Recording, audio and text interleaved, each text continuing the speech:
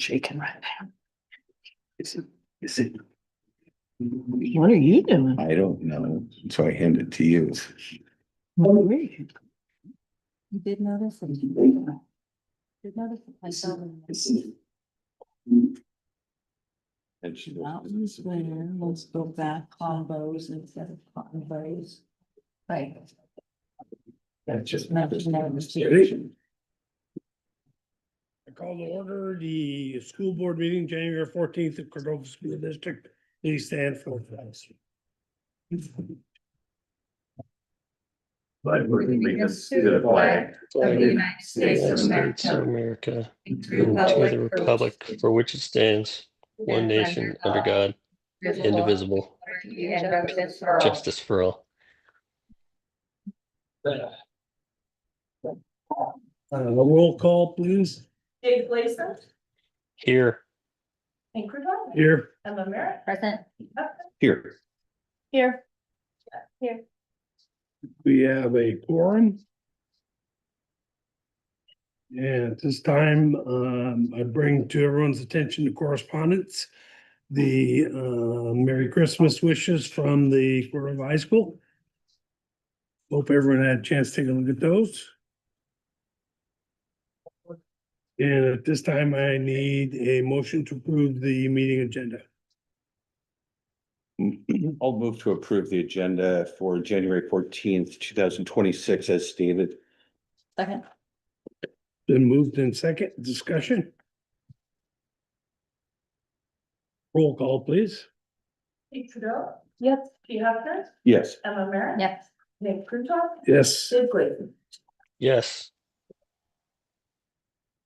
this is the time for audience comments. If there's anyone that would like to address the school board at this time regarding items on the agenda. What do you do? Come forward. Yeah. But maybe there was my, You you just saying, stand and please state your name. okay. So my name is Alyssa Placer. So I'm here to comment on the calendar revision. I've been, so I speak as 29 years experience as the Spanish teacher, dual credit Spanish teacher here at the Cordova High School. Past parent, 2 graduates, and now my role as the Prince William Sound College coordinator. So 29 years of experience here. Just want to say that school climate here is fantastic compared to when I first began. Overall respect, work ethic, I've seen just improve tremendously over the years that I've been here. I'm not sure how this discrepancy came to light, especially since the calendar is approved both at the local and state level. I know there's much speculation. I'm not going to entertain it here. I'm here to commend the current administration for putting in the time and effort to figure out how to ensure this school year meets those minutes. It hasn't been an easy process for the teachers, the staff, or the students, and we haven't even begun the new schedule yet. But what has made the situation all the more bearable is the transparent and honest communication from our principal, Mr. Tancreed, and his positive outlook and clear leadership. I've heard from many students how relieved they are to have this Friday tutorial model still preserved. They can continue focusing on what they need to do in this way, and then those well, especially since we have lots of travel coming up, right? So I also was like, well, you know, I mean, I feel like our school's doing great, students are doing great, but maybe I should look at some numbers again. So I went in to the Alaska State Department of Education and found, as you probably know, that we were and we're number 1 through the US News and World Report for both 2024. I went to our test scores. I see, just gonna state at the proficient level, For ELA, we're 7% higher than the rest of the state. We're 11% higher than the state in math. And science, close to 10% more proficient. So, you know, sometimes as a teacher, you do need to see the data. You can't just go by like, well, I think we're doing great. So I just wanted to state that. I did have a question. I know you can't answer. The board policy 0410, I don't understand what is newly proposed AR. So maybe that'll come up later. I'll be tuning into YouTube and I'll understand what that AR is. Thank you. Thank you. Correct me if I'm wrong, I need a motion for approval of the consent agenda. Was there anyone else that'd like to address that board? Okay, I will move to approve the consent agenda as stated. Second. discussion, Are just small typos able to be fixed by admin? Yeah. Okay. There is a small typo in the minutes of December 10th. And it was in board comments for merit. It says commented on good combos tonight. And I just didn't know what those were, and then I realized it should be convos. Conversations. Yeah, or conversations too, yeah. Thanks. thank you, any further discussion? Roll call vote, please. Kate Trudeau, Yes. Lee Huffner, Yes. Emma Merritt, Yes. and Cordova, Yes, Dave Glaze. Yes, at this point, we go right to the reports. Student council, I'll kick off is starting this weekend, which we're all really excited for. We've been making posters all week. The cheer team is doing really good this year. We have 15 members. We're really excited to cheer this weekend. And we had Q2 award earlier this week. The students are pretty disappointed about the schedule change, but we understand why it's necessary. And we're really grateful to Mr. Pancrete for making the transition as easy as possible and trying to preserve as much of those flexible Fridays as we're able to do. I think the whole situation kind of reiterates the importance and desire for flexible Fridays, and we're hopeful that they come back next year. On other news, there is student council elections happening this Friday, which means I will no longer be school board rep. I'm just really grateful for the past 2 years that I've been in this role, and I'm pretty sad to leave, but I wanted to thank you all for supporting me, and I really enjoyed being in this role.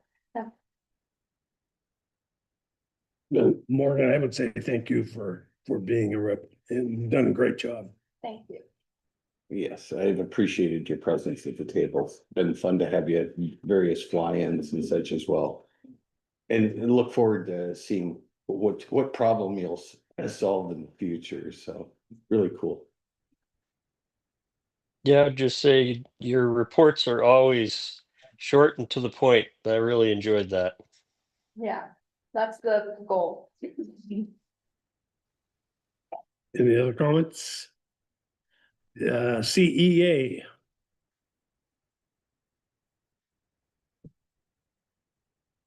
Happy New Year. yeah, Teachers from both buildings report, from the elementary school. Our first week back was busy getting back into our routines and schedules. The kids were happy to be back with their classmates mostly. Engagement with the community has already begun early in the second semester as 6th classes begin this week, thanks to MVE. The middle of the year map testing is underway along with M class assessments. And many classes began the return to school of fun activities or outings. The playground was a snowy sight to behold with countless snow creations. In the middle and high school, the students at the junior and senior high school hit the ground running this week. Students and teachers with fresh classes starting this semester are learning routines to ensure safe and effective learning environments, especially in shop, home ec, and STEM classes. Winter map testing is underway and will continue up throughout the month. We're all looking forward to seeing how students have grown. Mr. Ammerman's art classes, students built art portfolios through an online app, Artsonia, all year long. A collage of these creations was published on the school's Facebook page if you want to look at it. to highlight their work. Students and their families are able to order customized gifts based on the art. Brianna loved her necklace with interchangeable pendants showing her granddaughter's drawings and paintings. Thank you. Thank you. Any questions? Just appreciate that. It's always lovely to hear good news.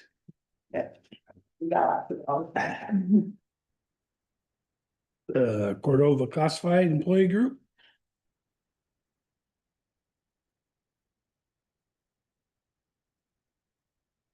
Hello, I'm Neva with CEG, and I have to say thank you for your patience. We had to reschedule our bargaining and really appreciate and look forward to working with you. February 14th will be our first official bargaining day. It's been great working with Alex. I appreciate all of your guidance and help trying to get things smoothly started.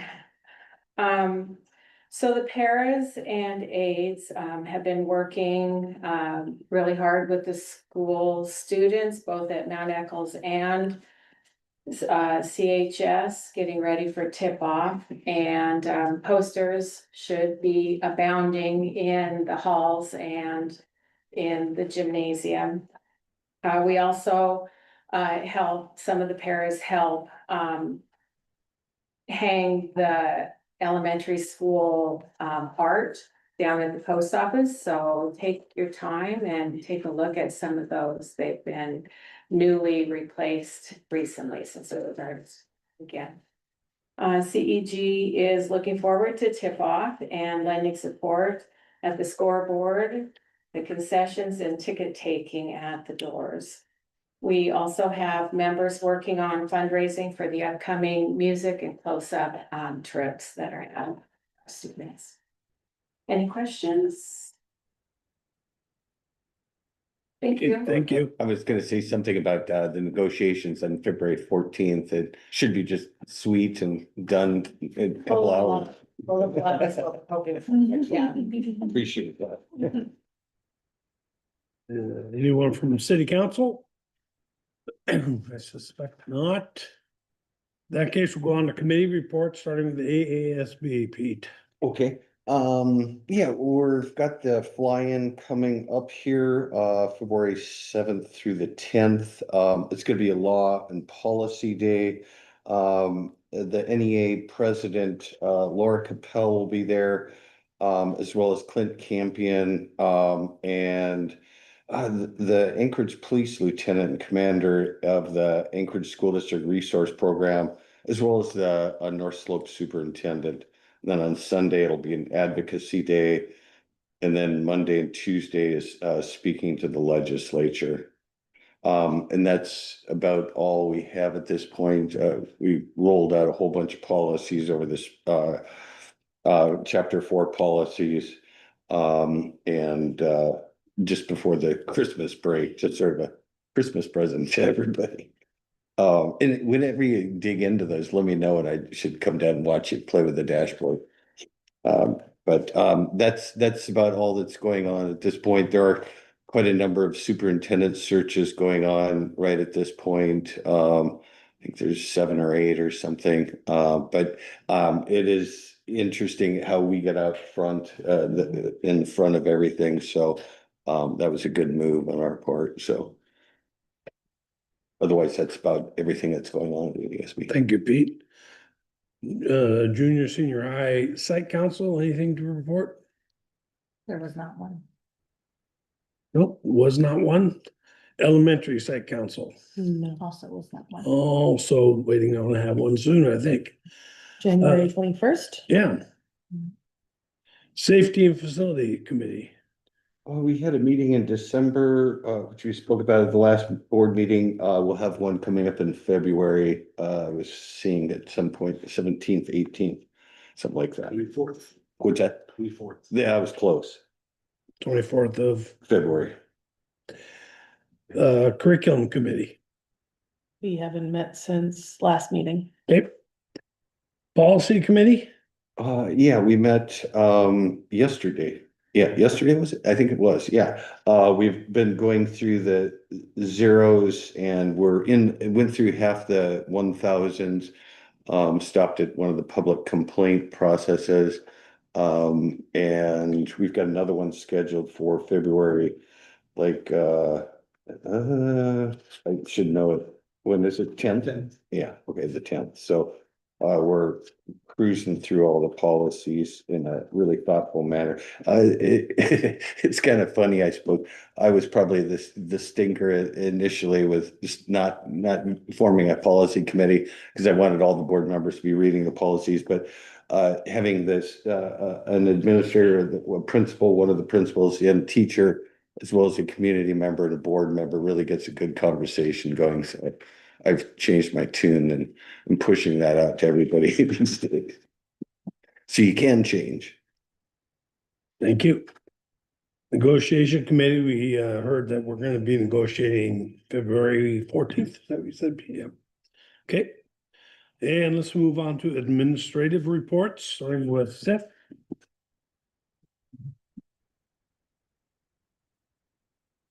Hello.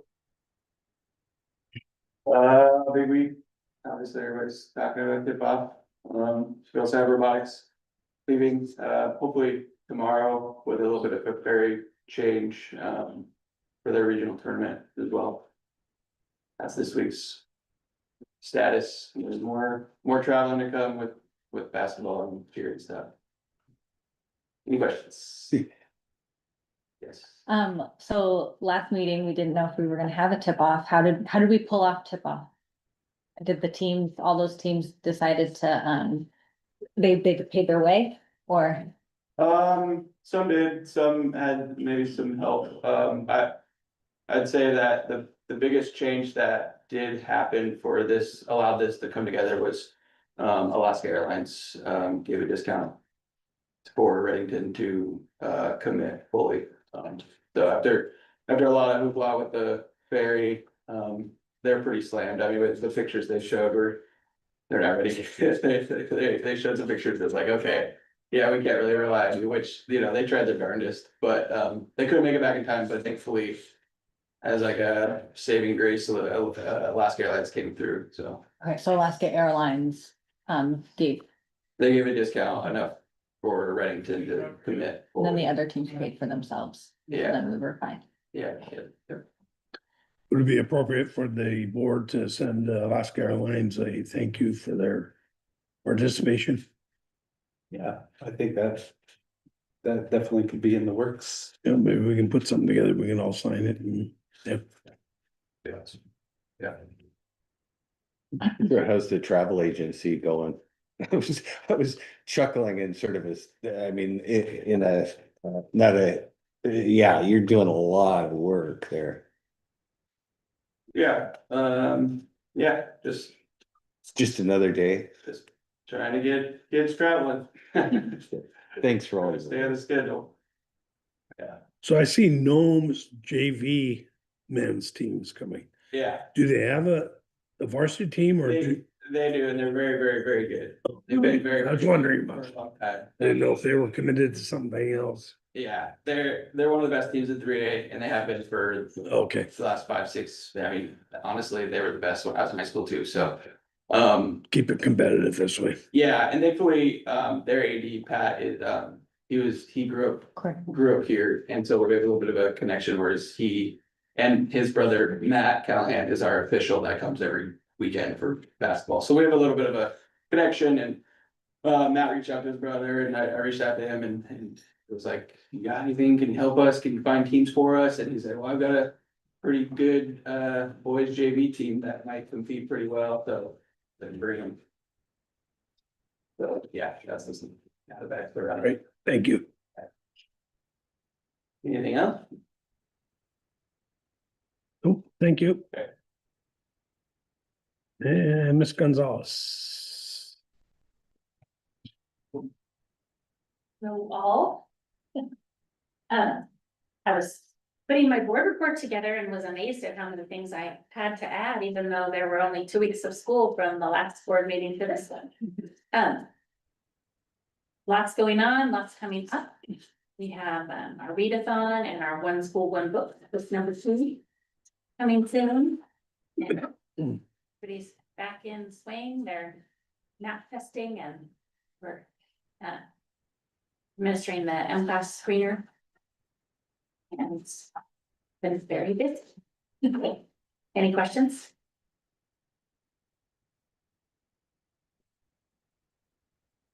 Okay. I love the pictures, and it's just absolutely wonderful. The smiling faces. We have a lot of those. It's my favorite part. If you need help with questions for the newspaper, and maybe I'll be a little bit more on top of it this time for the book, I'm happy to help Maybe we could just give them to them ahead of time, like all of them. Yeah, we'll work, you can come out with that, we'll work. on it. If you need help, I would love that.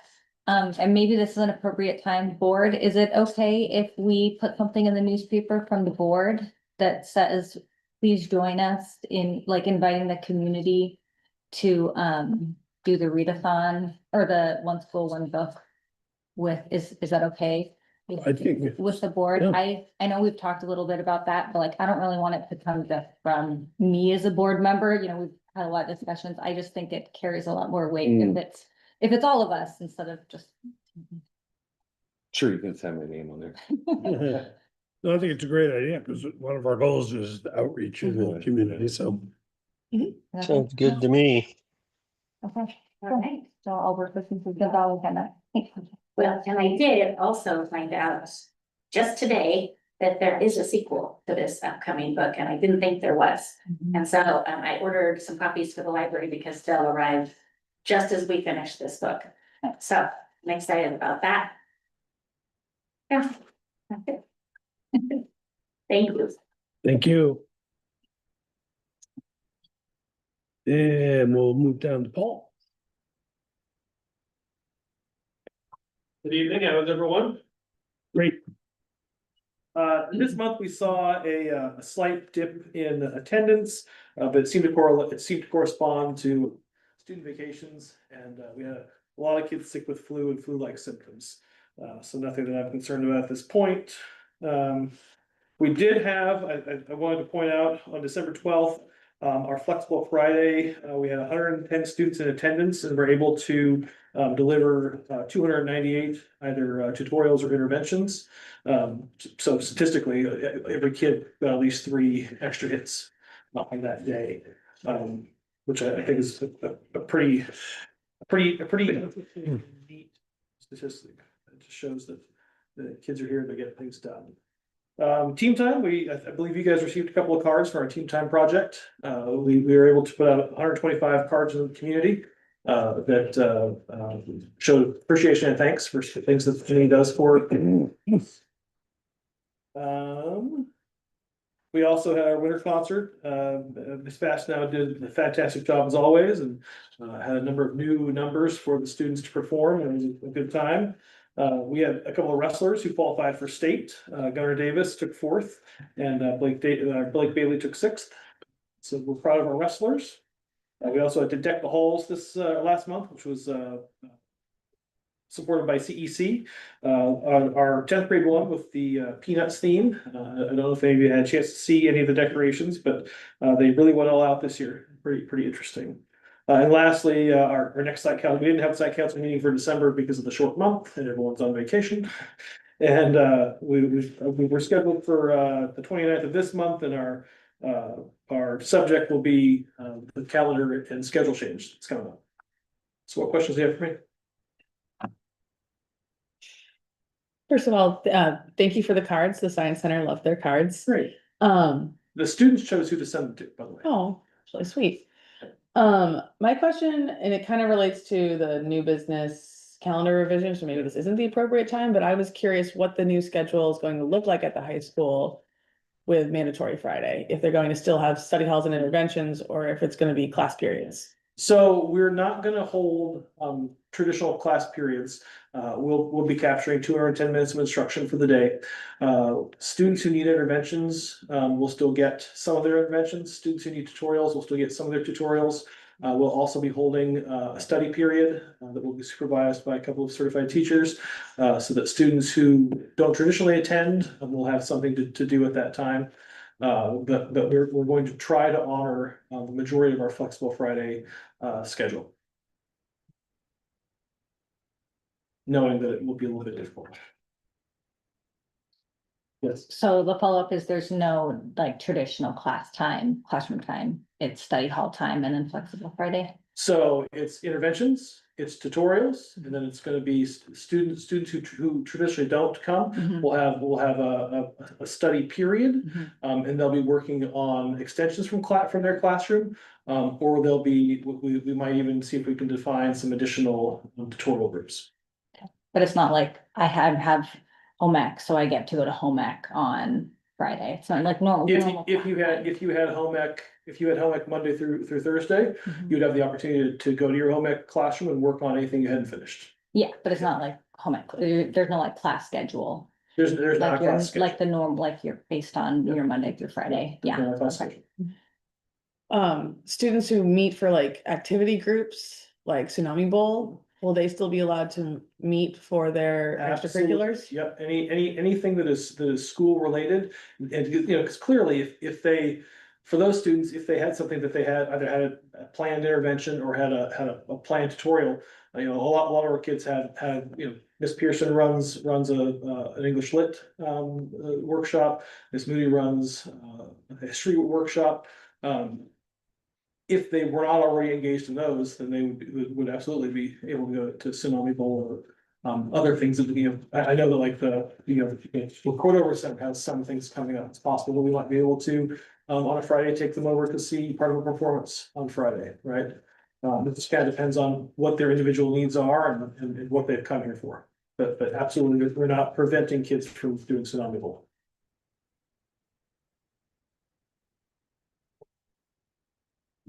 Anything else? Dave? Trying to unmute. I was just gonna say, we're gonna have a lot of time to chew on this when we get to the action item. And we can ask, you know, so if you think of questions, keep them in your mind, and we do have another shot at asking about this, so that's all I was gonna say. Thank you. Thank you, Paul. Thank you. Sandy's report is in your packet. If there's any questions for food service, Alex can take those. I just want to commend her creativity. These seem like really fun lunches, and it seems like her staff is really happy. I'll pass that along. Thanks. All right, and technology, Jason. Good evening. I can't think of anything that I need to add to the report, but I'd be happy to take any questions.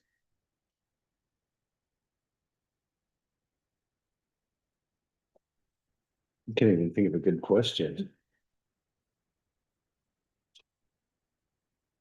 Nope. Nope. Thank you, sir. Thank you. And maintenance, Chris.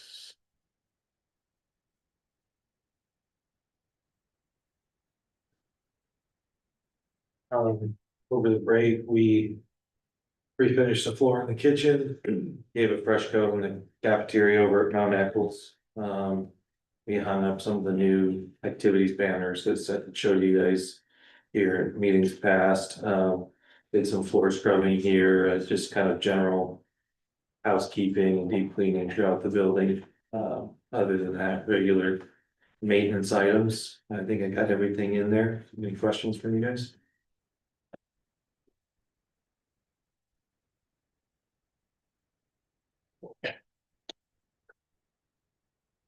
Nope. We're saving it for Alex. Yeah. Thank you, Chris. And Miss Annie.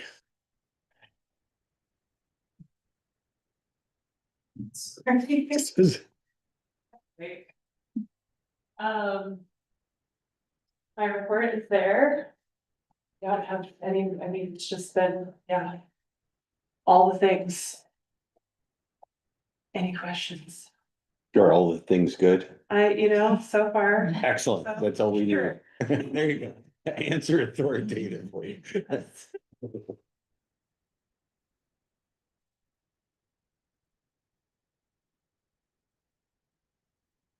No, no questions.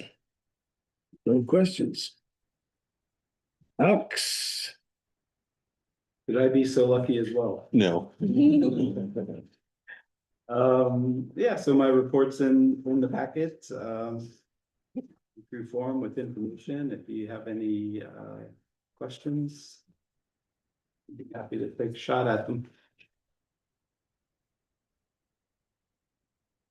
I appreciate your background information that you've listed for the policy revisions. I helped give the context when I was reading the policies. And just to note, AR means administrative regulation, right? So in our policy manual, we have board policies, which are typically referenced with a BP. And we sometimes think of those as the what, kind of what the content is, and then the administrative regulation or the AR is kind of the how that board policy should be implemented or interpreted. So it's a little bit more detailed oftentimes than what the board policy is. And then sometimes you will see the letter E for exhibit, and that's typically a form or some sort of instructions, which are a little bit more detailed than what the BP or the AR are.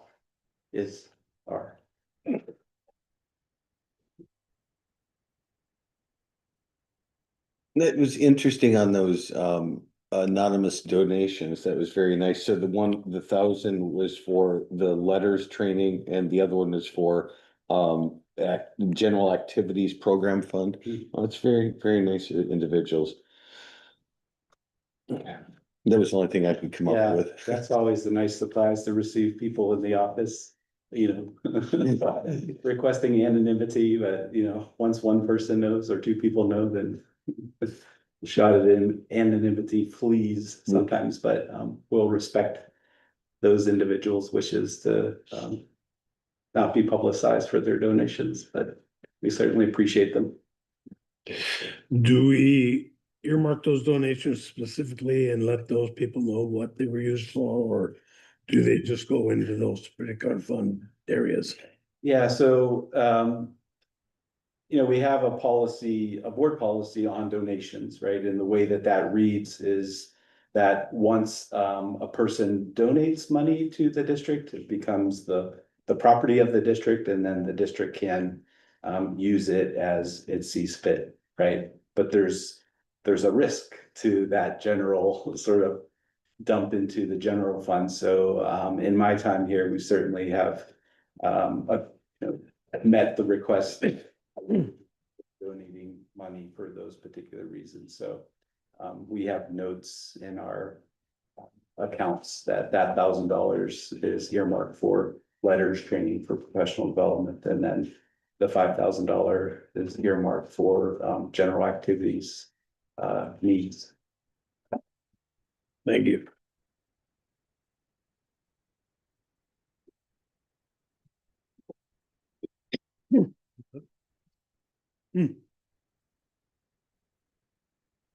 If none, we move on to financials.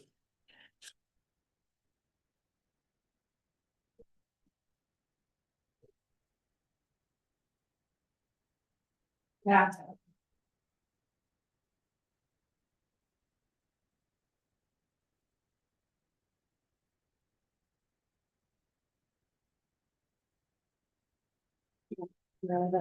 Any questions? I sort of have a kind of a general question more, and I don't know if I should, Alex or you, but I guess normally, and I forgot this in my AESB report, a lot of times, our district legislative priorities, and that's coming up as well. But sometimes we talk about, where we're sitting at this point, just sort of a big picture, what next year looks like. I know it's shooting in the dark, unless you got one of those 8 balls that says, gives you the magic answer. Is there any way to how's our our reserve budget looking, it's always such a squirrel to try to cage. As well as trying to figure out where we're sitting next year. Yeah, we talked about this the other day and I want to, I was gonna try to do it today, and it did not happen. I'm gonna look for just whatever report I can find to kind of maybe update this and make that a forward moving visibility if possible. I don't have one right now and I don't have the best I mean, I'm working on it, I guess, is where I'm at right now. So, yeah. Perfect. And I would just add to that, as we will start getting into the budgeting process in February. That big 30,000-foot overview for the board, with what our all-in anticipated expenditures will be. So then we can start looking a little bit more detail on what the year-end fund balance might be, this year's fund balance might be projected to be. And then be able to look at how to use that potentially for assigning funds to our, projected expenditures for next year. Okay.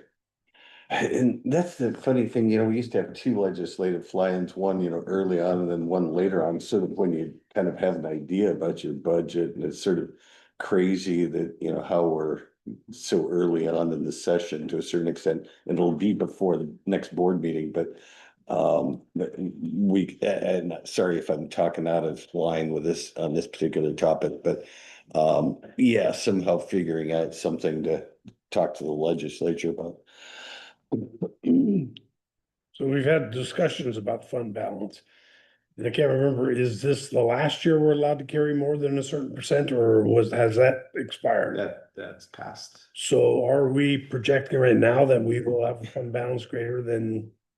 Or are we putting plans in place to make sure that doesn't happen? Yeah, we'll have a better idea and when we look at the budget projection for next year. And come February, we'll have a better answer for you then. Okay.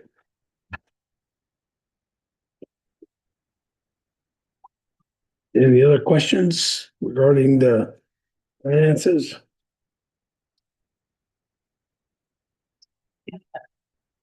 Nope. Thank you.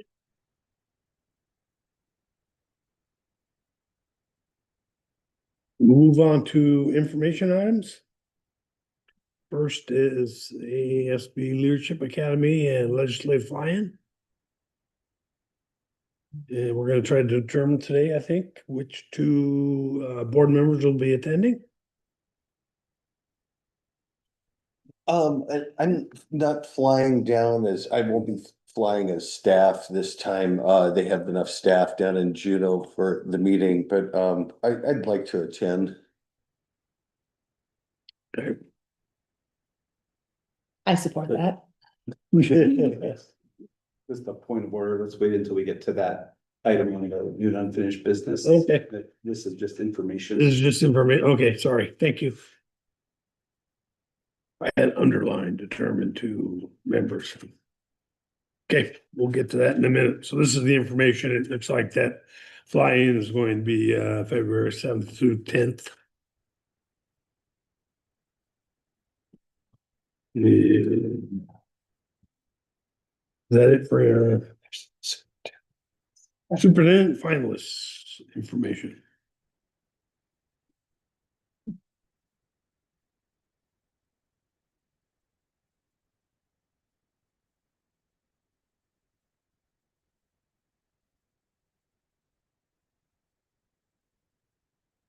Is there more information later on about that? Is there information that? I guess there's under new business as well. Yeah, because I have nothing in this one. It's just the revised press release with. Oh, yeah, okay. Yeah, thank you. And that, just for the board's information, that candidate is withdrawn across the state. He had his application around the state and he's withdrawn entirely from the state. So it's not just us. No, right. Not like we- Right. Get hurt feelings, right? It's like, we're not good enough. Right. Okay, at that point, we go on new business. And at this point, we will discuss the fly-in. And Pete has indicated that he has a desire to attend. And we'd like to have 2 people attend. And I would love to, but I'm a week out of surgery then, or 10 days out of surgery. I don't think I can. Okay. I have a lot of work obligations that I could probably cancel if nobody else will do it, but if Dave or Emma is interested, that would be great. Well, I will be in Juneau the week before for energy related, so last year I squeezed in some school district stuff, even though I wasn't on the school board. I was like talking up Cordova schools. They were talking a lot about workforce development. And so anyway, along with energy and education, so I will be there, but it doesn't make sense for me to go 2 weeks in a row. That's a lot. I understand that. Yeah, Mr. Dave, in Florida, so I'm not gonna be able to, that's a 9-hour flight back just for, so I'm not gonna be able to do that. okay, I'll talk to my supervisor and see if I can get coverage for the 10th. sounds great. So what we'll, go ahead, sorry. I was just gonna say, is it okay if just one goes, or is the kind of? Yeah, if you trust me to go down and not Yeah. unleash on somebody else, which has happened in the past. I haven't gotten in too much trouble. And it really doesn't make a difference whether there's 3 or 4 of us. Right, Just you. somebody can hit me at some point, but no, I've gone by myself. I'm entirely capable of Kate this way. Like, I just But it's wanna- fun, Kate. It's humorous. I Oh, just don't wanna like be pressuring the, additional No, travel no. because I know how much it is to be gone and to try to manage all of that, so. so let's note that Pete is going to attend and that Kate will let district office know in the near future whether she can attend or would like to attend. Okay. Thank you for that.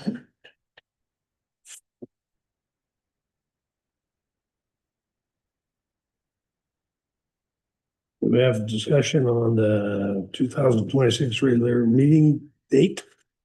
Yeah, so the second Wednesday of the month falls during spring break.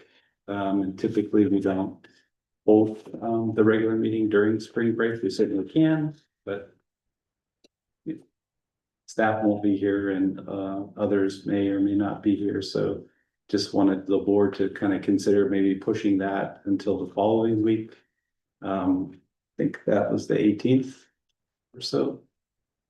I will be judging a science fair in Sleep Mute. Oh. And so Cool. unable to attend on the 18th and unable to attend remotely. As long as we can see what these science projects are. And I'd actually be advocating for more like the 19th because the 18th is the city council meeting certifying the election. So that would be a consideration, I guess, is 19th, I could do it remotely. so we've got the election on the 3rd, that they'll be certified by the 18th. Do we have a board meeting before the board, I guess? Yeah, like. And we do it, yes, or a reorganization. And where am I gonna be? I'm in town. If anybody cares. We do, definitely. Cause somebody needs to. So what's the different considerations? The 19th is a Thursday? The 19th, you would know who your new board member is. And what is it? Is that fit everybody's schedule? I don't. It does fit mine, yes. Emma's good, Kate's good, remotely. So it's whether you are available, Pete.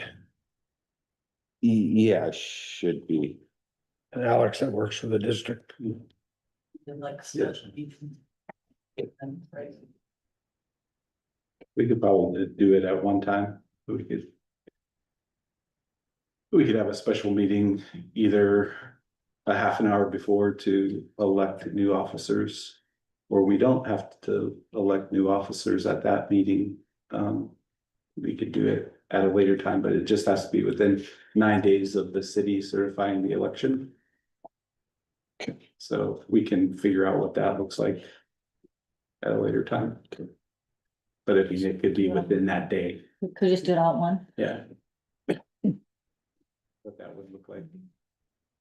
We needed to move the agenda a little bit to do some things in advance. I remember last year that the council, I think, told me and Kate, or somehow it got back to me and Kate, they're like, oh, you didn't go to the city council meeting to get certified, and we were like, no one told us we were supposed to be there.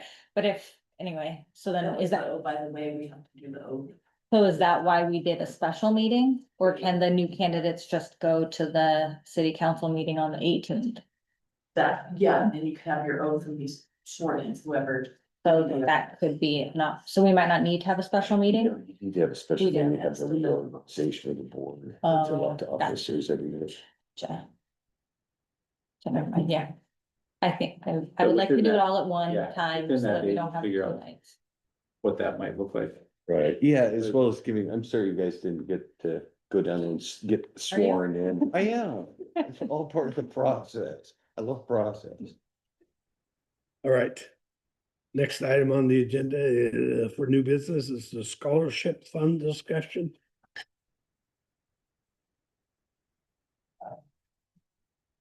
You had requested that. so- Yeah, so, yeah, so I looked up what it means, a scholarship, and it says it's awarded to students. In this case, it does not need to be paid back, and it can be for various criteria, including academic, but also based on extracurricular activities or specific talents or interests. And it seems like our scholarship always tends to be in the direction of academic pursuits, and I talked to Alex about, it's impossible. We have that $200,000 in that scholarship fund, and we keep talking about, ways of using that. And I thought maybe there are opportunities throughout a school year where students find themselves in financial need, would like to do something, take a college class while they're attending here, do a special welding project that they can't afford the material for. I know I've talked to the tech person and said, he told us there were a lot of woodcraft projects that are out of reach for kids for financial reasons. So I thought, could there be an opportunity for kids to actually apply for a scholarship to help offset the cost of something they're interested in doing during school year, instead of waiting until they're graduating and then sending them off with the money? That was my thoughts. There was a fund at one point in time, there was like $30,000 in it. It was something similar to that, but it was like for kids who wanted to go to be in the sports or something, didn't have enough money to buy a pair of shoes type of thing, almost. And do you know if that account is still around? That's news to me, so Okay. the 11 years here, that hasn't come across my I'd radar. have to dig back to see where that is, but yeah, it's an interesting.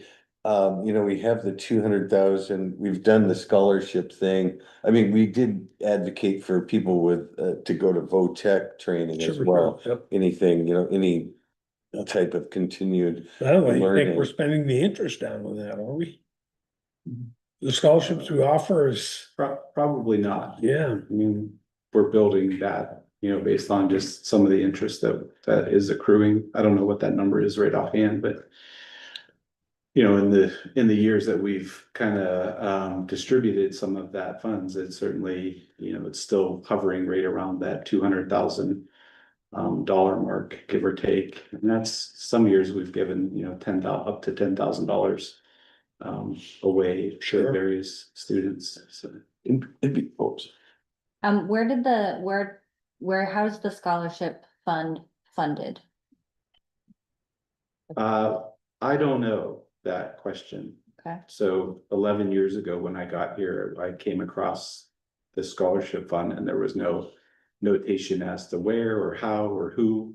And I went around to all of the fish processing places and all of the stores and things, asking if they had donated sums of money at any given time, and nobody had any recollection to that. Okay. And so it's existed for well before my time here. And over the years, we've distributed some of those funds, but not in any real consistent manner. And we've had committees and, you know, an application process and a review process and so forth to distribute that. Even when we offered the scholarships, it seemed like sometimes the efforts or whatnot weren't real hard. It would be interesting to see, you know, how much interest we're gaining per year on it. And you know, what different mechanisms we could use to fund projects like, and somebody asked for one, you know, I'm sure there's a variety of sort of things. It'd be, you know, sort of trying to be fair and, you know, funding things, but it would be nice to use some of those in a manner that, you know, doesn't necessarily eat it all, but yeah, it's there. So maybe if you could see what the needs are around versus the wants. I like this conversation and I like where it's going. I think that that's a great idea. It's a little bit hard for me to have like a, yes, I want to, because I kind of want to get more familiar with our school finances and knowing like what funds are going towards what, like things. For example, we have programs that we ask businesses for donations for, right? I just want to have a better handle on like, who are we asking money for? Or what are we asking for money for? But then also, oh, we're sitting on some money that could also be used for things. So why are we asking if we actually do have funds that are appropriated for certain things? So I think that it's a great idea and I do want to, I think that using it for either extracurricular or shop class, like CTEs. I remember having to buy our own fabric for home ec. We didn't have to buy the food for the home ec portion, but we did have to buy our own fabric because of course we'd be taking home our things. That wasn't something the school district was going to pay for. And so I don't know what all, like, I'm just still getting a handle on what we use different fundraising funds for. You see what I'm saying? I do. And And my initial thinking in this kind of started when we found ourselves kind of in a tough situation financially and wondering how we were gonna make the budget work. And we started talking about using the scholarship fund. Yeah. And I was opposed to doing that because I felt scholarship funds still needed to go to some of these scholarship type activities for kids. And that's what made me kind of start thinking about, you know, I mean, but Algeria says the 200 sits there and it sits there and, you know, we basically spend off the interest and then it still sits there. And I just hate at some point to go to something that's a one-time use and then it's gone. Right. I do agree with you though, that about like offsetting finances that we need to be paying for, or we need to be budgeting for that gets funded through other mechanisms. I do agree with that. And in general, I like it, that it's going to students. And I do think that, like what Pete was saying on eligibility, like equity, that matters to me, that either everyone has a fair shot or there's some type of hits the most students, right? Those are my concerns right now, or my just general thoughts as I've processed this in the last few minutes, but I think it's worth looking into. But I also just need to kind of get a bigger picture too of some of the funds that we have and that sort of thing. I think, I would add to that, you know, comment that I made earlier about those two donations that we had, right? There's a risk of, even though we can't necessarily identify exactly where those donations came from, if the general public sees that you know, there's a fund for scholarships, right? People in the public have a perception of what that means or what it should look like or how it should be distributed, and then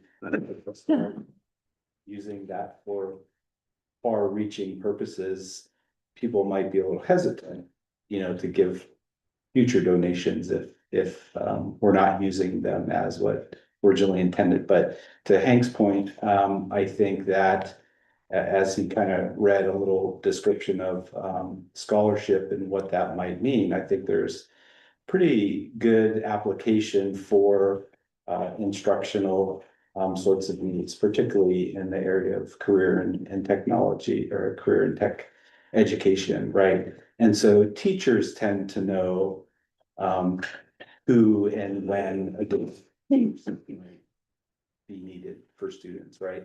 They've got great ideas. Kids are interacting with teachers every day, and teachers are posing to students, well, why don't you do this? Or why don't you do that? And while it's met with excitement, right? They know when that student says, oh, no, I don't really want to do that. They know that finances might be a barrier to doing that. And so we could probably create a little bit of a framework or a system, whereby we could allocate a certain amount of money on a yearly basis, let's say, to be available for students, let's say in the career and tech ed world, including fabrics and family consumer science and so forth. And then have the teachers contact the administration or work through the principals to say, what would be the process for, potentially making some funds available to students? And it could be, a brief presentation or a brief write-up of what the intended, monies would be used for. And I don't know that we would just hand over a lot of money, but maybe working through the classroom teacher, to be able to access those resources might be a way to go or a way to consider. So, but Mr. Chairman? David? Well, I was just gonna ask, so the administration's the one that doles it out though, right, Alex? so If years if past. if a scholarship's given. Yes, so the scholarships that have been distributed in the past, we've had a committee of people that have included at least one board member, maybe two, myself, and I think another staff member to review applications and essays related to the distribution of the scholarship. It's primarily been geared towards students who are seniors and are graduating and are kind of taking that next step into college, career, vocational education and so forth. So maybe I'm not answering your question directly, Dave, but once that process goes through, then the administration makes sure that those get distributed in the appropriate manner to students or their colleges or voc ed facilities. No, you answered exactly, and I was just gonna say that normally it would just be graduating seniors that would be getting this, but it sounds like you guys might be talking about other possible needs that the scholarship could work for. Right, I think that's maybe, and I don't want to speak for Hank, but mine and his conversation was around, the area of the career in tech ed, for example, of a student that wants to build a wardrobe, but only has enough money to build a wooden shelf. Could there be some scholarship money available for that student who really had a passion for woodworking and wanting to kind of build a bigger sort of project, but might not necessarily have the funds to do so? Okay, cool. Yeah, I just wanted to make sure I understood. Thanks. Okay, anything to add? I think it's a great idea, Hank. Anything more? Yeah, the only thing I was thinking is, I'll go real quick and then you go, is that, I hate to spend it, in one aspect, because it's a one shot and you're done, but by, doling it out in smaller portions, we're still getting interest. We are using it, it's for the benefit of the students. Yeah. When you said you were looking up a policy, you were reading the uses of the scholarship? Was that a policy? Well, I just looked up the definition of what Oh, the scholarship. okay, yeah, I mean, Just we forget don't it. have a board, and I'm just wanna clarify, we don't have like a board policy or anything, it's really just like a fund balance or a balance in an account that is Yeah. set aside. And I was thinking, oh, look, we got $200,000, if it's making 5%, there's $10,000 right there every year. That we could give out in scholarships for college bound or tech school bound students.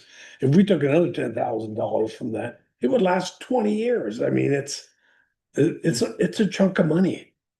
Mhm. Yeah, and I guess I'm also not opposed to this, our board also just doing a scholarship either. I'm not opposed to that either. I didn't know that we did that. I didn't know that, Yeah. so. Yeah, I think getting creative about the scholarships and being able to support students is. And Alex, to your point, I see your point about it, the community, or they could say, well, they've got this money available. But the other part of it might be that some members of the community go, well, they're doing some really neat things with scholarships. I'd like to donate towards that. Yeah. They may see that as an opportunity too. That's a great point. And I think to that point, if the things that we're willing to fund through the scholarship fund aren't covered by other things, like. If you look at what the Booster Club does, and you're like, okay, well, as long as we're not supporting the same things as the Booster Club, then I feel like it's perfectly fine. Okay, so it's been a discussion item. Where does it go from? Is it just, Yeah, so I think from here, I'll go back to the admin team and we can sit down and maybe kind of create a protocol or a process, a framework, I don't know the right word entirely, but some criteria by which some funds could be made available, and then we'll take a look at what the interest rate on that is on a yearly basis. And that might give us some direction as to how much we could set aside specifically for postgraduate types of scholarships, right, for post-secondary education, and then identify maybe an amount to kind of earmark or set aside on a yearly basis to be made available to students while in grades 9 through 12 for various needs or projects. And then I can bring that back to the board, and I don't know that we would have to vote on anything necessarily, but if we can create that process and codify that, we could even develop a board policy or administrative regulation around the distribution of scholarship funds when available. And that way it's codified in a place where we can go back to and refer to in the future. Clarification, but right now, if we just wanted to do a scholarship, the board has already done that in recent years. So that's already, Yeah. so expending those funds, we already have a how much do process. we give out? So we already have a process. Yeah, this would be a little bit of a different process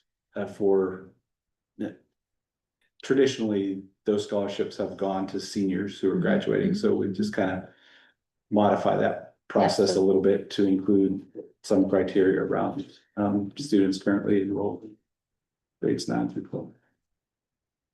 Cool.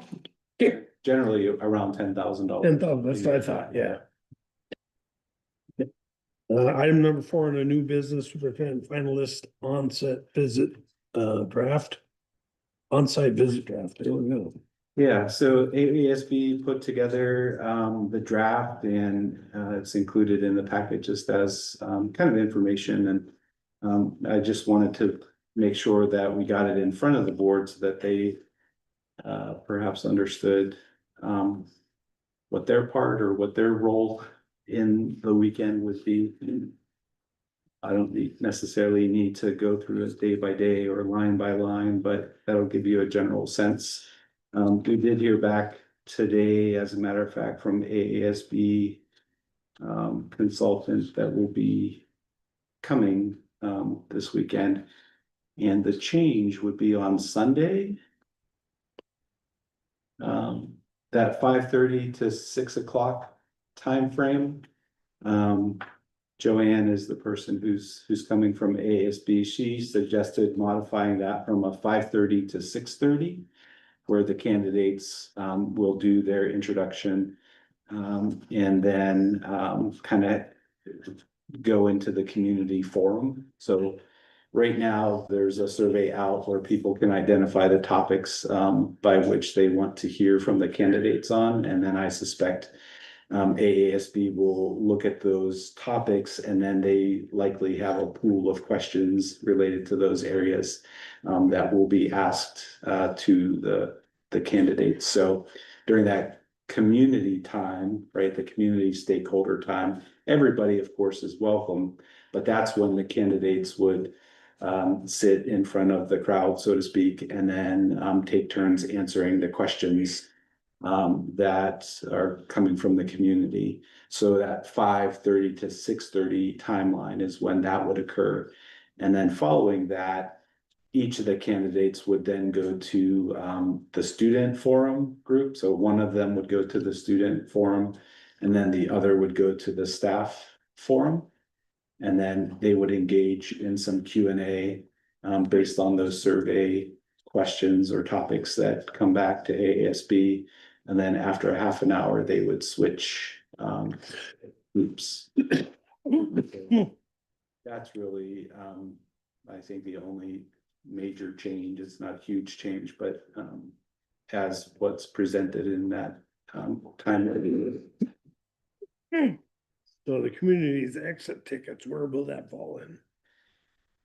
So after, the community, of course, is welcome to stick around, but the candidates after the community forum will be one with the staff and then the other with the students, and then they'll switch. The community is, of course, welcome to stick around, but if they want to go at that time, that's when they would have their exit ticket. And there'll be some paper copies available for people, and then there'll be a QR code available as well for people to respond to the prompt of which candidate they prefer, I guess, for lack of a better way to say it. Hopefully we can steer them towards the QR code. Yeah. So we don't have to type in there. And then that information will be shared with the board in executive session the next day when the official meeting gets underway. So the difference that I'm seeing is that the community piece will be both candidates taking turns answering the same question. That's how it was originally scheduled. But because we just have two candidates now, and three groups, we'll do a longer community forum time, and then maintain the staff and student time for each of the candidates. Each candidate will be by themselves though in a forum. I think it says that community with candidate one and then community with candidate number two. It was in the candidate two goes to students, but Right. I'm saying students is down here now. Well, we got students here and here. Okay. That one there. It's not working here though anyway, so. And we're welcome to be there for everything. I'm sorry. I was just wondering if there is an updated one, could we get that as soon as possible? Because I have people asking about, oh yeah, I'm like, oh my gosh, that's very soon. So Sure. if we could get an updated one or post something on Facebook too, Created an event. perfect. And then maybe also tip off is a great time to let people know as well, that there's also an event on Sunday night to meet and greet candidates. Flyers all around town. Awesome, Okay. good. Has Sarah Hottinger invigorated like 50 or 90 students to go in and pepper the candidates with questions? The students are working on some questions. I see board member transport on here. Do we have board members already doing transport or do you need volunteers? I think Pete had said that he would be available to pick up the northbound AASB person on Sunday as well as the southbound person. Kim is coming a little bit early. They're having a weather system, so she's jumping out of Dutch Harbor at the moment, and gonna get here a little bit early. She'll come in on Saturday, so I'll pick her up at the airport, and then I'll pick up Joanne on Oh, Sunday. good. So she's coming a day early. Yeah. Good, nice. I mean, one of the flights headed today, so, and it's just that time of year, so I was kind of wondering what we would do. I mean, Pete, are you also okay with departure transport? Yeah, Okay. yeah. Thank you, Pete. Oh, my pleasure. And board members are welcome to participate all these activities on, it's good. Yeah, I think, I would ask the board maybe not to go to the staff forum. I'm not going to be in the staff forum. I think that's a good opportunity for the staff to be able to ask questions and engage in Q and A. But that's, I guess, your decision, No, your discretion. I appreciate you saying that. Sometimes the, yeah. Can we go listen to the students' questions? Sure. There may be more time for more than 5 to 6 questions then if we have a Yeah. little bit more time for candidates. I'm pleased to see that, Yeah. so. All right, with that, answer the questions for that. Move on to new business number 5, calendar revision. And this one requires a motion. I move to approve the 25-26 CHS calendar revision as presented to the board packet. Do I have a second? I'll second it. Discussion.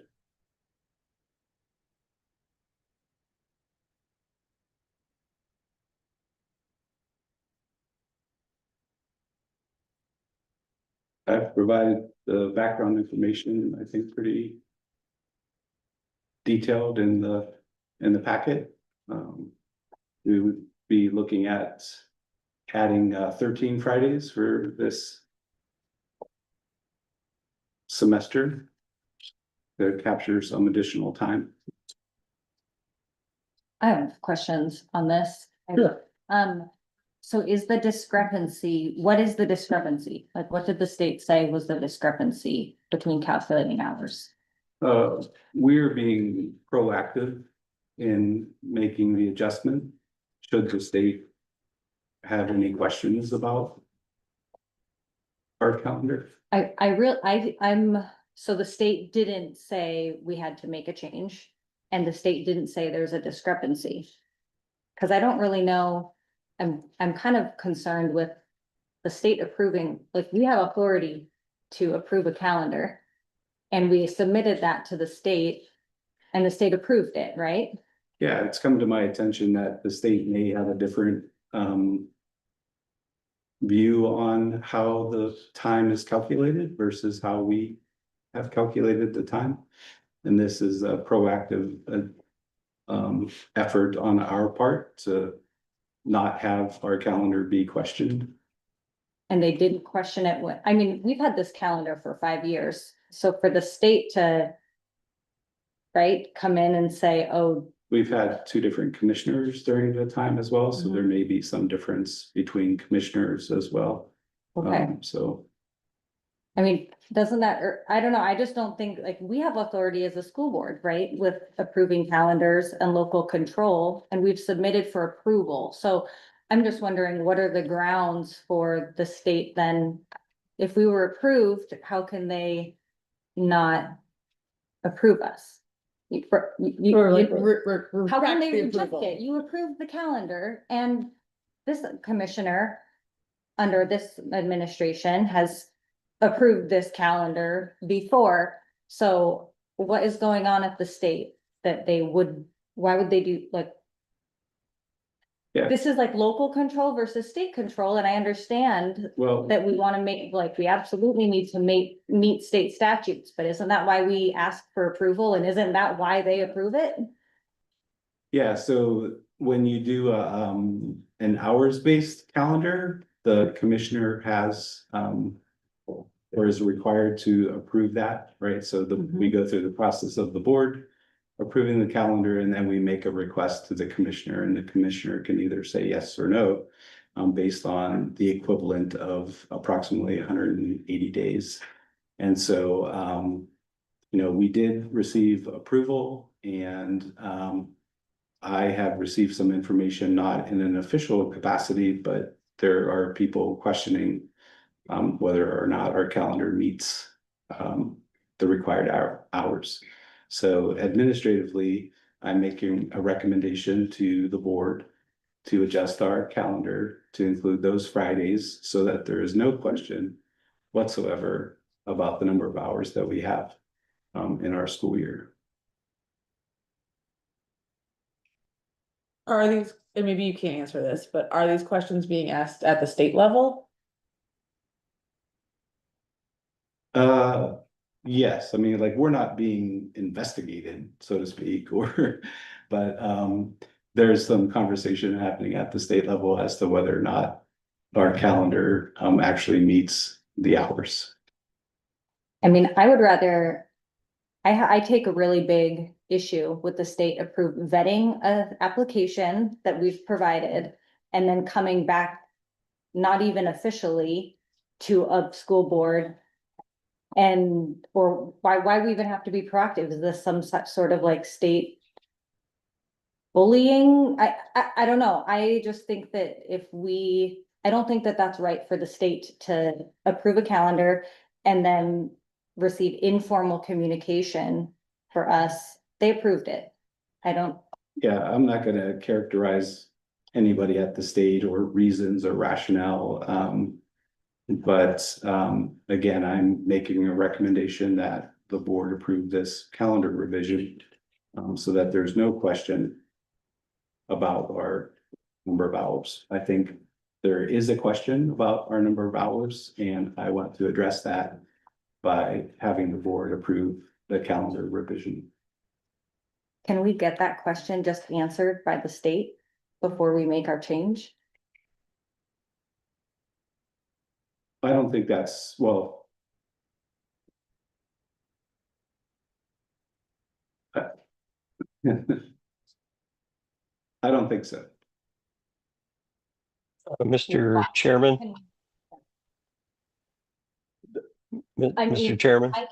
Let Emma finish a second, Dave, then you're next. Oh, okay. Thank you. I just don't, I think that the state has approved a calendar, which we have approved. And the state has done their diligence for the last 5 years or 6 even, approving an hours-based calendar like this. So if they want us to change it, then they need to show us and be clear on what is the discrepancy. And then we can talk, but I don't think this is local control. We have, us as a school board have authority, and all the information we've been given and what we've been doing for a long time with state approval has been this hours-based calendar, and we've not heard of a discrepancy from them for however many years. So I would like to have clarity on what counts. We should not have discrepancies when we're calculating hours. I would like the state to give us that clarity before we make big changes, like in the middle of the school year, no less. So anyway, I have a couple more questions, but I'll let Dave go. Yeah. David. Yeah, so I was just curious, this would be a permanent change, right? It would carry forth in future years as well. No, it's for this school year. The board has already approved next year's calendar. As it was presented at last year's meeting, so it's my recommendation, and the board, again, either trust my recommendation or not. To add the 13 proposed Fridays to the schedule or to the calendar this spring, so that there's no question whatsoever about the number of hours, passing periods, lunch periods, intermissions, call it what you would like, but there's reason to believe that that the state will inquire about our calendar if we're not proactive about adjusting the calendar. No, I understood that. I just meant if we're not compliant under our current year, we won't be compliant because we voted for the same thing next year. That's all I'm saying is we would have to do this again next year as well. Or at least I would think so. We can't just do the same thing we did this year again next year if it's not compliant. So I was just curious if we would have to also modify next year's calendar with the 13 Fridays like we're doing right now. Does that not make sense or? Yeah, it makes sense. So no, we would not need to add additional Fridays with the exception of a few. So we're doing a Okay. bell schedule change for this spring. Right, we're Yeah. reducing some passing period time. We're adding 5 minutes to the start of the day and adding 5 minutes to the end of the day. So by doing those changes, we in essence capture what might be perceived as a discrepancy with the 900 hours between how I am interpreting the AS 140330, right? That's the school term statute, and how I believe the state may be interpreting that particular statute. Okay. So I guess I got one more thing just and then I'll be done. But I think the state needs to define intermission. If they would define that word and say what it actually means, then that would help people, schools that are doing by the hour where you have to get it approved by the commissioner. I would love to hear the state come up with a definition for that. Other states have definitions for the word intermission. So I think that the state is, I'm agreeing with Emma partially that the state is not fully doing their job in this, in my opinion, because I think instructional time needs to be defined and intermission needs to be defined. Otherwise, it hamstrings a superintendent from getting it exactly right, I guess. That's what I wanted to say. Thank you, David. Kate? Did you have a follow-up? Yeah, I was just gonna say, that's one thing that I'll be working with our legislators on, is maybe introducing some legislation that will address defining some of the terms that are less than straightforward or a little bit vague in statute, so that everybody can be clear and on the same page as to what the school day actually constitutes. And so that's on my radar to do some advocacy, like I said, with our legislators. Kate? I understand the importance of being proactive. But I also really feel for the students, the teachers, administrators who are all having to pivot in the middle of the school year, and it feels really unfair. And I'm wondering, like, theoretically, should we vote to not approve this? What are the potential consequences? Like, what's on the line if we vote not to approve it? Is it possible that the students would then be told they have to go to school through June? So there's a potential that if we don't make an adjustment to the calendar, that the district would be formally notified of what the state perceives the time to be versus what the district, what I perceive that time to be, and then who knows what the outcome of that may be, right? They could say, well, you've got to add more time, under which we would then have to add more time on those Fridays, right? So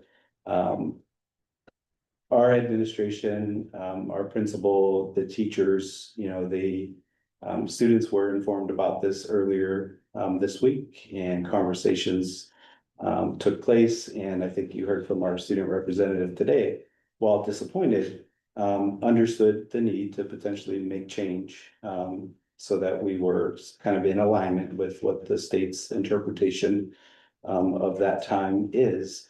And I feel real good about our students and staff being able to pivot on a moment's notice. I mean, just a short 5 years ago, we did so at the outset of COVID, and everybody across the nation had to pivot. So I think that, again, should we not do something formally to change our calendar, we then will likely receive a formal notification from the state that, We don't know what those consequences will be, like if they'll retract funds or. yeah, I would be hard pressed that I can't speak for what those could be. I would say the first point would be to recapture that time, would be kind of the initial response from the state. Thank you. I'm So, not using the ad, no, Pete, you haven't had a chance. No, I'm, no questions, actually. Okay. so we are not meeting the state requirements then, because I mean, we're kind of going from extremes from like, they haven't told us to we think they might tell us Well, to if we don't make this action and like, I need clarity as a board member making decisions for us, right? Like we're making decisions. We're on the line here for meeting state requirements and we've made these decisions for many, many, many years. And the state has approved them. So to now have an informal notification of a possible discrepancy to if we don't approve this, and then we will get a formal notice. Either they can't, either our hours count or they don't count. And if they don't count, why did the state approve it in the first place? This, I mean, there's something going on at the state level that I'd like to hear from them. well, they don't, the state doesn't answer to us. I mean, they have no obligation to answer any of our questions, should we pose them. Second of all, I think people are aware of the newly formed quote unquote advocacy department at the Department of Education, which really bypasses communication at the local level. So if the random community member had a complaint or an issue about the school district, they could go directly to the Department of Education and express their concern about any topic related to school operations, whether it's activities, whether it's school calendar, whether it's the bus routes that occur, or whether it's not having enough kids in the pep band, or whatever it may be, right? And so that really shuts down communication, I think, and problem solving at the local level, right? So when that occurs, the department may formally notify somebody of a complaint or not. You know, I don't know what their process is in that particular department, but I believe that you had asked the question about whether we're doing something wrong. You've heard me talk about how I describe what the school day is and the time in which students are engaged in learning opportunities. That's that position isn't necessarily agreed to or in alignment at the state level. And so I am making a recommendation for us to be proactive so that we can address any discrepancies, whether they're real or perceived, and get this taken care of and move forward so that our kids can have a successful remainder of the school year. Alex, I think Kate brought up a super valid point, with the funding. It sounded like you said you didn't know if this could happen, but if you're not compliant with the statute, can they withhold the state's portion of the school funding, which is the line, 2/3 of what we get, if we don't do what you're asking us to do? Dave, I don't know what the department can or could do. I would say withholding funding would be an extremely draconian point to take with the district. I think a corrective action would be adjust your calendar so that it reflects additional time.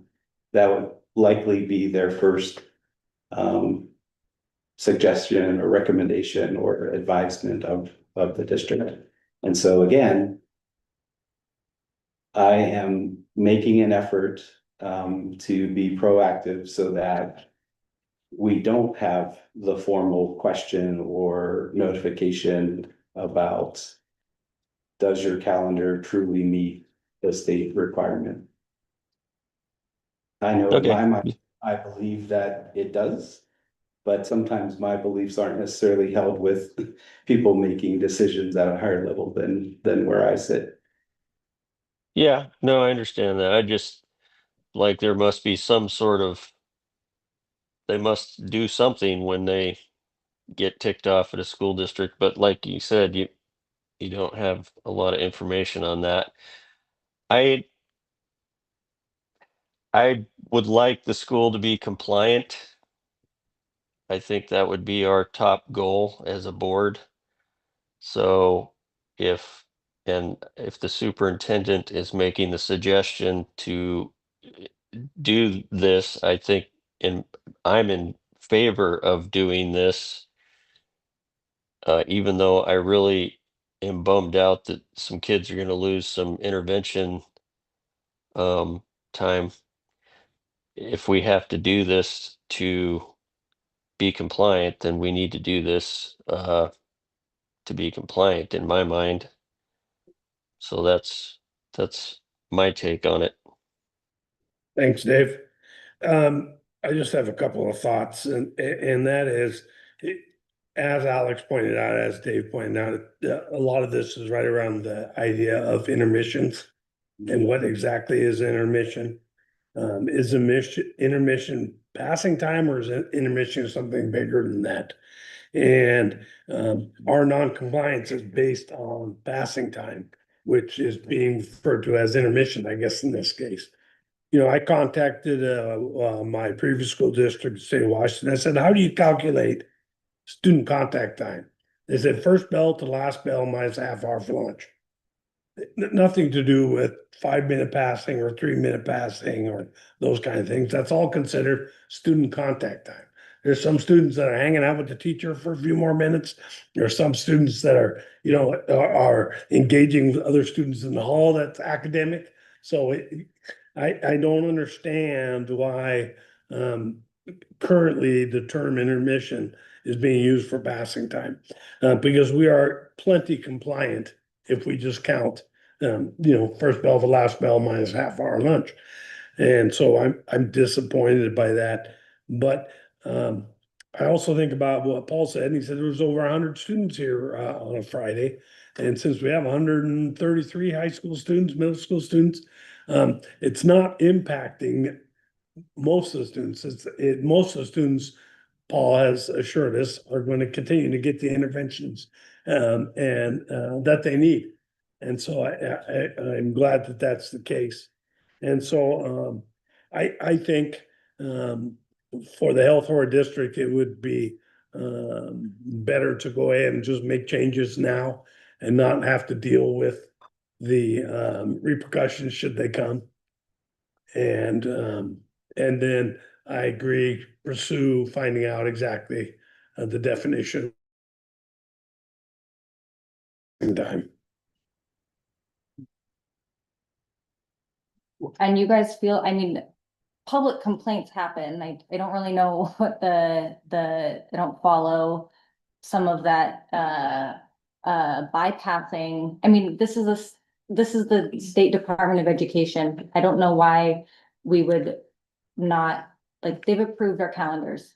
And meeting a state statute is a really big deal. So for me to just have I don't know why we couldn't just ask the state, do we need to change your calendar or not? And get a final answer. And if they say, yes, you do, then we can say, okay, then why are you approving this? Because they're part of, right?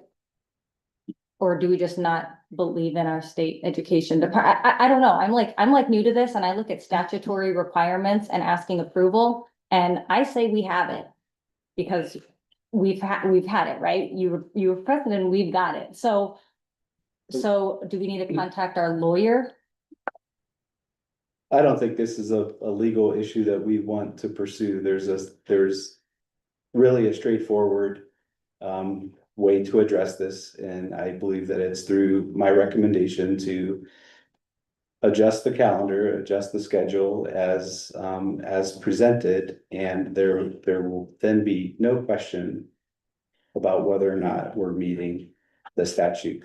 I believe that we currently are. I don't want to get into an argument with the Department of Education about definitions that are interpreted one way by one group or one person and interpreted a different way. I think that, you know, and this might be a point of order to bring up next year's calendar, but the calendar that was approved for next year that has the schedule change has 899.1 hours without any Fridays.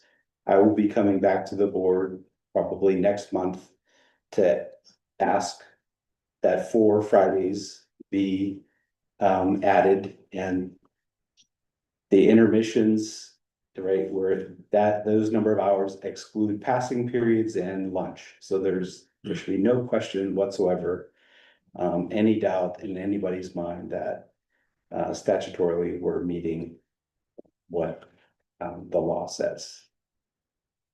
I think we are ready to vote.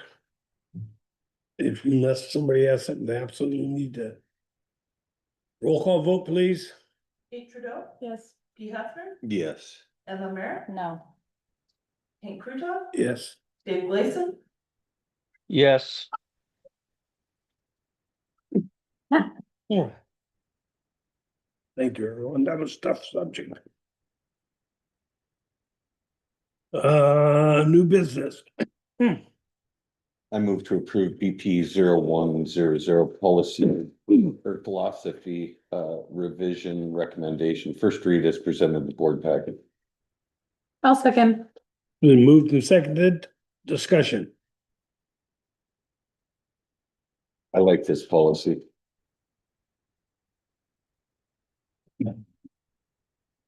I think it's comprehensive. Yeah, this was discussed at the last policy committee meeting, not yesterday's, but the one before, and these are the recommendations from the committee.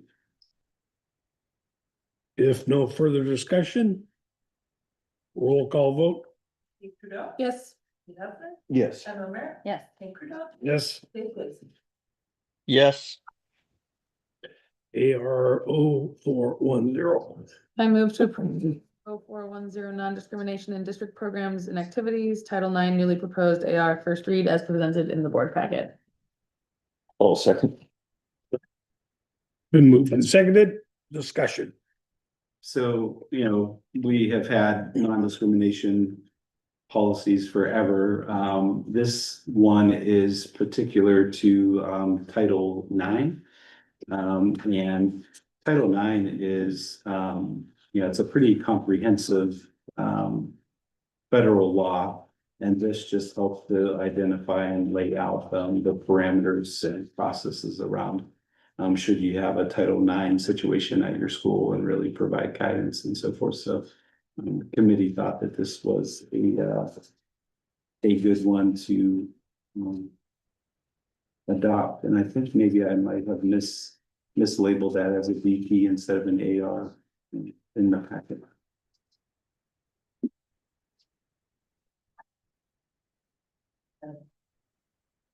Or one or the other. It's the first read, so I'll double check that. Right, you better. Either mislabeled the item on the agenda with an AR and it should have been a BP, or the document in the packet should either be the BP or the AR. So I'll double check my notes and then correct that as needed for the second read. Any further discussion? Roll call vote, please. Kate Trudeau, Yes. Guy Hefner, Yes. Emma Merritt, Yes. Hank Crudup, Yes. Dave Gleason. We didn't hear you, Dave. Dave Gleason, Yes. Thank Can you you. hear me now? Yep. Hello? Thank you. AR 0510. I move to approve AR 0510 school district report card revision recommendation first read as presented in the board packet. I'll second. Been moved and seconded, discussion? Yeah, so this one was an interesting conversation at the committee. A lot of the language that was in the original statutes and for even been administrative court as well was repealed a little while ago. So removing all of that language that's stricken will then be consistent with what the statute and code read now. So there were a lot of details. Ability that the law repealed.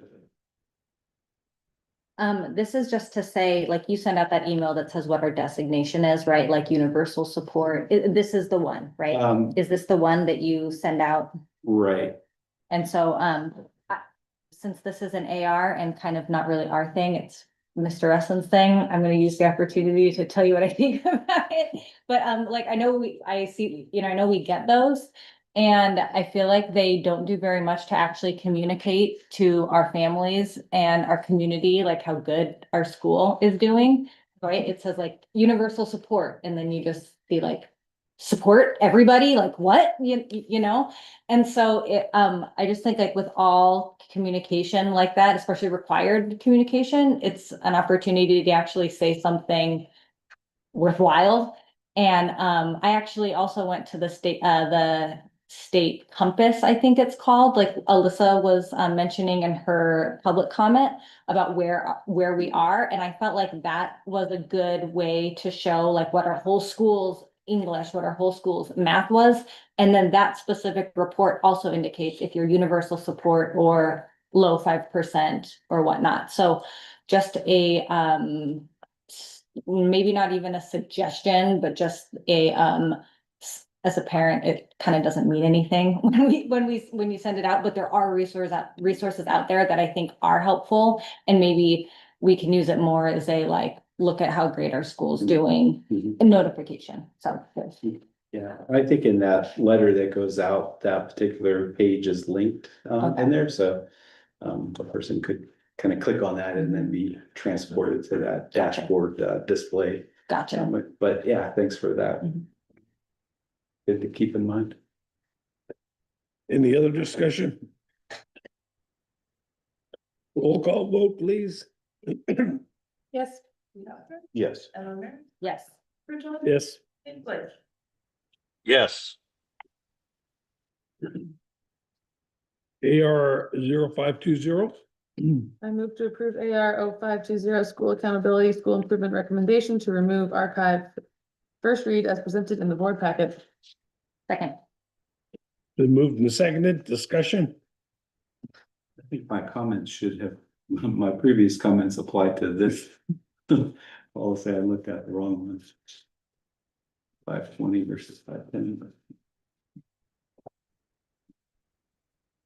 No discussion, roll call vote, please. Yes. Yes. Yes. Yes. Yes.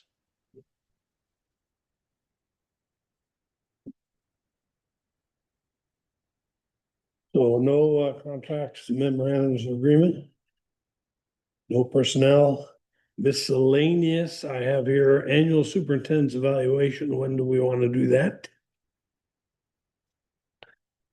To a certain extent, I don't know if, usually we, in a final year of a contract, I mean, the reason for having an evaluation is to help the superintendent in their next year improve.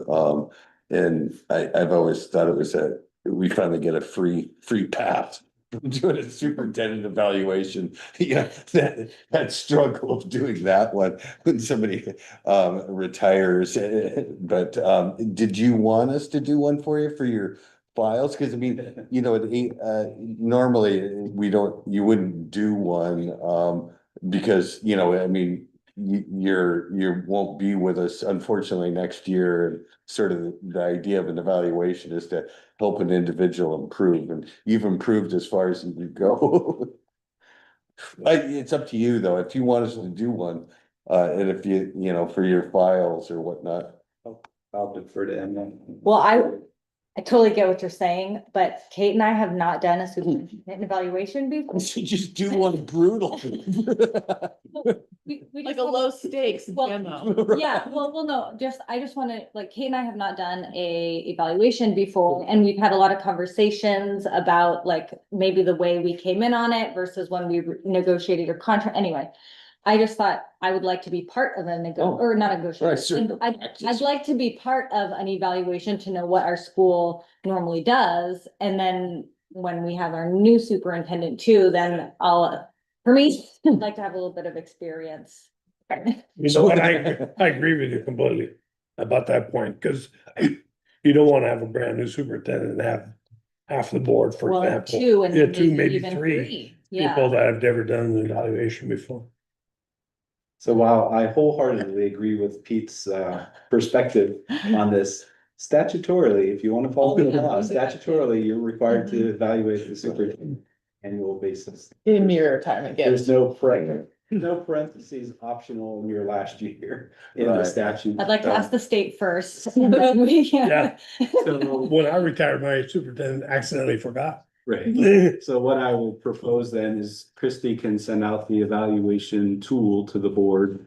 I don't know that I'm so keen on spending the time to do a self-evaluation as I normally would. Mhm.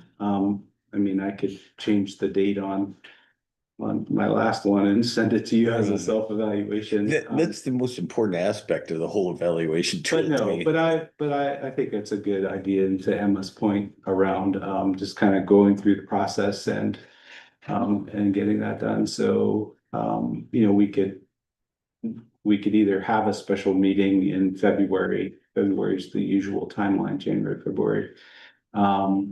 Or if we thought that it would be a shorter sort of process than usual, we could do it during the regular meeting. Then go into executive session for 4 or 5 hours. You guys are crazy. Maybe be thinking about that. Maybe we'll put out just I'll reach out to you all to see if you want to do a special meeting sometime in February, or if you just want to nest it into the regular meeting. I do not need to think about that. I do not want to do a special meeting in February. I can understand why Kate and Emma want to see what the paperwork looks like and go through that process a little bit, but I would, I don't think I need to partake in that if I can get a Well- pass. Well, and maybe though, if we have a new board member, we do want to do it in March or April. Or no, we can't, because then the new board member can be. part of it Well, too. because, the new board member has no experience with the superintendent, so that's the that's- whole idea. Well, yeah. That they have no idea what he's doing, or But they can But they observe. can do the process though, like that was kind of like the whole point of, I mean, that's kind of what. Yeah. I was wanting to be part of it Yes. because I've not done one Yeah, before. so before we get maybe too far afield in this is just under miscellaneous. It's not a discussion item necessarily, so. But I think we could say that let's do one. And we can determine a date, either in February or March. And I can reach out to board members to kind of query their timeline. That's okay with the board. Yep. Sounds good. Okay, nothing else for miscellaneous pending agenda? Anything for pending agenda? Guess we'll get some feedback on or the next steps in the use of the scholarship fund. Oh, yeah. Yeah, can we list that as a thing? Sure.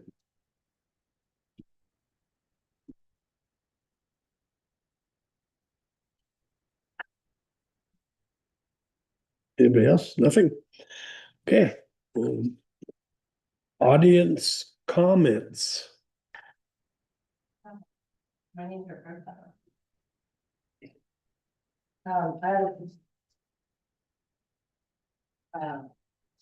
Eccles teachers came to me just for clarification of participating in the forum for the superintendents.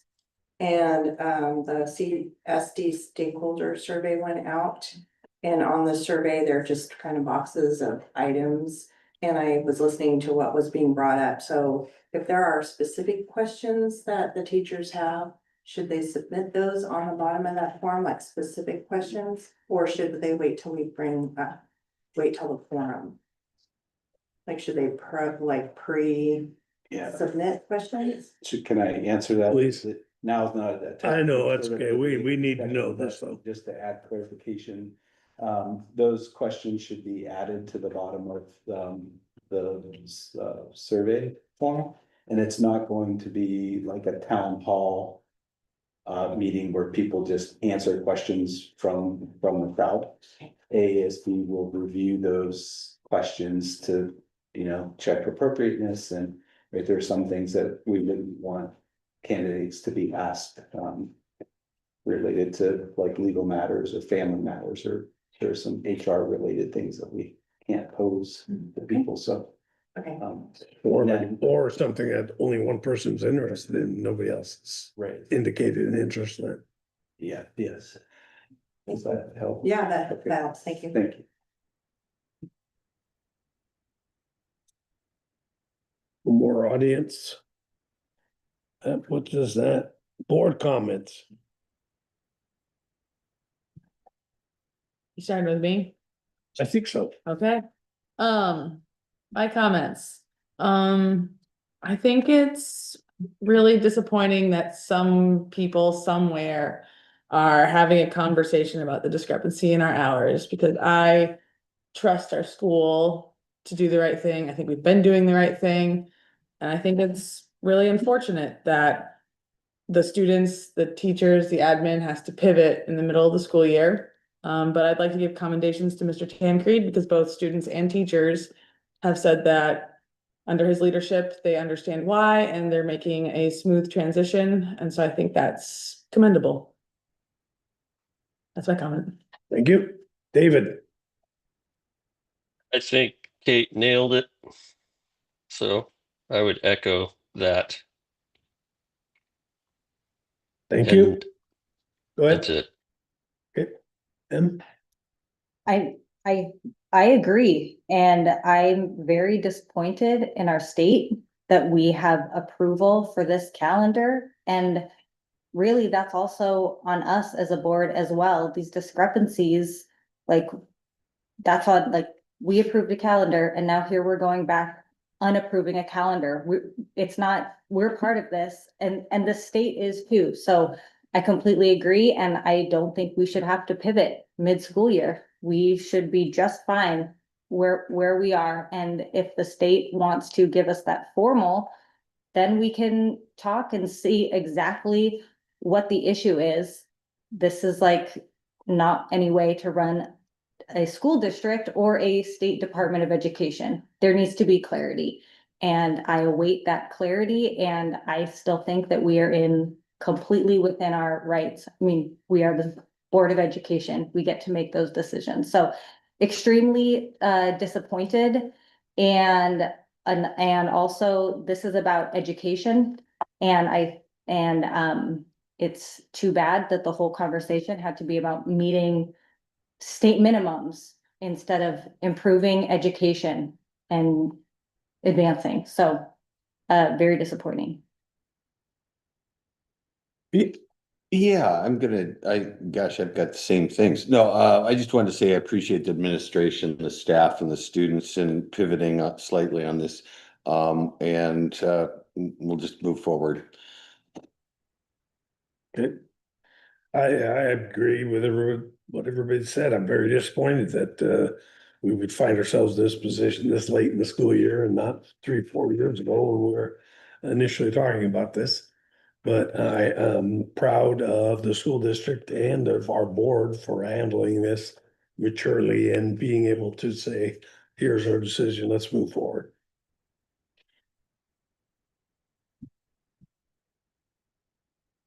And with that, Move to adjourn the meeting.